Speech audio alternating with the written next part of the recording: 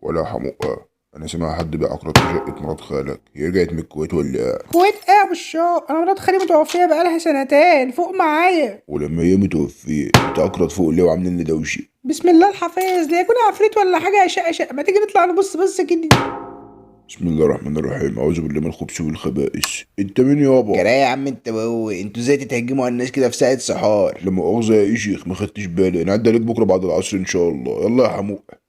يلا فين بس يا ابو الشوق؟ انت مين يا جدع؟ انت بتعمل ايه في شقه مرات خالي؟ هي دي شقة مرات خالك والاله؟ امال ايه يا عم، ما بتنضفش الشقة ليه وسايب الشقة جايفة ليه كده؟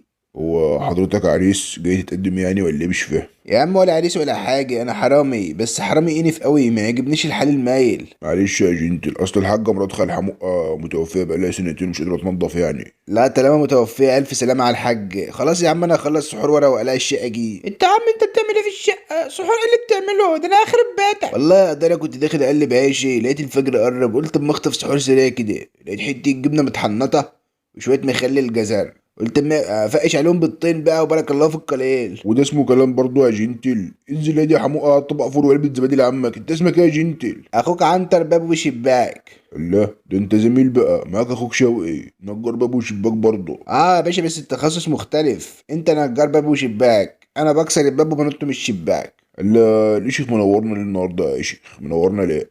والله يا باشا طالع استرزق كده، خدت بالي ان بلكونه الشقه دي ما بتتفتحش خالص، فجايين ناكل لقمه عيش يعني، بس شكل كده ولله عملت لكم ازعاج. ليه يا عم؟ خد راحتك، ولا ازعاج ولا حاجه. انت لقيت حاجه طيب ولا لسه؟ لا والله يا باشا، مش شكلها شغلانه تعبانه كده، مش جايبه همها. يا عم شاوي انت تقعد تحكي معاه؟ اعفقه من قفاه لحد ما يجيب جوز رجاله ونحطه في شوال. استنى بس يا حموق، ما تبقاش محموق. حلوه يا شيخ والله. بس السرقه وحشه يا ابو عنتر ومضره بالصحه. هنعمل ايه يا باشا؟ كارنا بقى، وانت شايف حال البلد محدش بيكسب فيها الا بتوع الكنافه بالبيشاشيو. اه والله يا شيخ، كله من البشاش اللي حل علينا فجاه دوت، ما حدش عارف جالنا منين. لو انا معتلك ولا حاجه اتكلوا انت على الله، وانا اخلص واطلع من بره بره. يا عم الإيشي خلينا بنصلي صيامنا. الا قول لي يا باشا، انت بتكسب كويس في الشغلانه ديت يعني؟ والله يا باشا انت ورزقك، مره تعمل باكو مره تعمل 10. بجد والله؟ طب مش عايز حد يشتغل معاك؟ والله يا عم شاوي انت وشك شكلك حرامي، ابعت لي السي في بتاعك وانا عينيا ليك، عندنا طلعه في الشرقيه الجمعه الجايه. ما بلاش الشرقيه. اشمعنى الشرقيه يعني يا قلب اخوك؟